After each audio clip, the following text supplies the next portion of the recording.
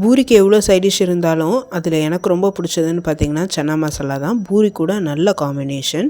சன்னா மசாலாவோட சாப்பிடும்போது பூரி கம்மியாக சாப்பிட்டாவே வயிறு ஃபுல்லாகிடும். பூரியும் ரொம்ப சாப்பிட மாட்டேங்க.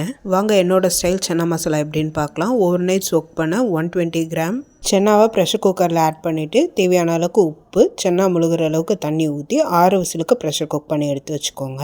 ஒரு கடாயில் 4லேருந்து 5 டேபிள் ஸ்பூன் கடலெண்ணெயை காய வச்சுருங்க.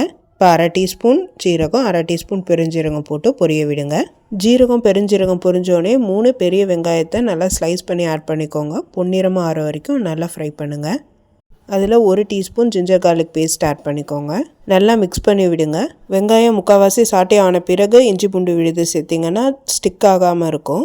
இப்போ வெங்காயம் எவ்வளோ ஆட் பண்ணுமோ அதுக்கு ஈக்குவல் அமௌண்ட் தக்காளி ஆட் பண்ணிக்கோங்க. அப்போ தான் சன்னா மசாலாக்கு டேஸ்ட்டு சூப்பராக இருக்கும். இப்போ தக்காளி நல்லா சாஃப்டாக வெந்த பிறகு 1/4 டீஸ்பூன் மஞ்சள் பொடி, 4 டீஸ்பூன் சாம்பார் பொடி சேர்த்து நல்லா மிக்ஸ் பண்ணி கொடுங்க. எண்ணெயில் மிக்ஸ் பண்ணால் கலர் சூப்பராக இருக்கும். காஷ்மீரி மிளகா பொடி போட தேவை கிடையாது. இப்போ நல்லா மிக்ஸ் பண்ண எல்லாத்தையும் ஒரு பிளேட்டில் மாற்றி ஆற வச்சுருங்க. இந்த மசாலா ஆறுற கேப்பில் நம்ம பூரிக்கு மாவு பிசைஞ்சிக்கலாம். பவுலில் தேவையான அளவு கோதுமை மாவு எடுத்துக்கலாம். அதுக்கு தேவையான அளவு உப்பு மிக்ஸ் பண்ணி பார்த்து டேஸ்ட் பார்த்துக்கோங்க. தண்ணியை கொஞ்சம் கொஞ்சமாக ஊற்றி நல்லா ஃபேமாக பசையுங்க. பாமில் நல்லா ப்ரெஷர் கொடுத்திங்கன்னா பூரி டேஸ்ட்டு சூப்பராக இருக்கும், சாஃப்டாகவும் வரும். பூரி மாவை பிசைஞ்ச பிறகு 1 டீஸ்பூன் அளவுக்கு கடலெண்ணெயை ஊற்றி நல்லா மாலிஷ் பண்ணி மூடி வச்சுருங்க பிளேட் போட்டு. இப்போ ப்ரெஷர் குக் பண்ணி வச்சுருக்க சென்னாவை ஓப்பன் பண்ணி பாருங்கள், கரெக்டாக ப்ரெஷர் குக் ஆகிருக்கான்னு சொல்லிட்டு. 6 விசில் விட்டால் கண்டிப்பாக நல்லா ப்ரெஷர் குக் ஆகிருக்கும்.